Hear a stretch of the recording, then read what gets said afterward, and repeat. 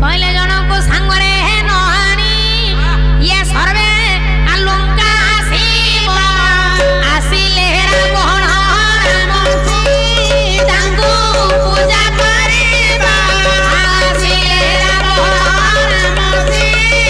ତାଙ୍କୁ ପୂଜା କରିବା ଆସିଲେ ରାବଣ ରାମ ତାଙ୍କୁ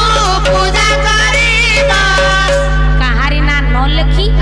ଦେବଶ୍ରୀ ନାରଦଙ୍କ ସହିତ ପତ୍ରଟି ପଠାଇ ଦେଲେ। ପ୍ରଭୁ ମୋର ସେତେବେଳେ ସୁବଳ ପର୍ବତ ଉପରେ ଅଛନ୍ତି ସମସ୍ତଙ୍କୁ ଡାକି ପାଠ କଣ କହିଲେ ଭକ୍ତ ଭାବେ ଲଙ୍କା ପୁରେ ଇଏ ଭକ୍ତ ଭାବେ ଲଙ୍କା ପୁରେ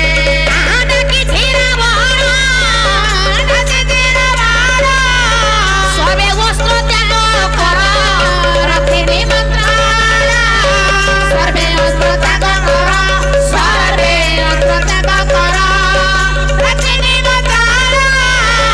ସର୍ବେ ଅସ୍ତ୍ର ତ୍ୟାଗ କର ରଖିନି ମନ୍ତ୍ରାଳୟ ସମସ୍ତ ସଶସ୍ତ୍ର ଥୋଇଥିଲେ। ଆଚ୍ଛା କାରଣ ଭକ୍ତ ଡାକିଛି ଆମେ ଯେତେବେଳେ ସେତୁବନ୍ଧ ପ୍ରତିଷ୍ଠା କରିବାକୁ ରାବଣକୁ ଡାକିଥିଲେ ଧୀରେ ଧୀରେ ସେ ଆସିଥିଲା ଏଣୁ ଆମେ ନିଶ୍ଚୟ ଯିବା କହିଲେ ଭକ୍ତ ଭାବେ ଭଗବାନ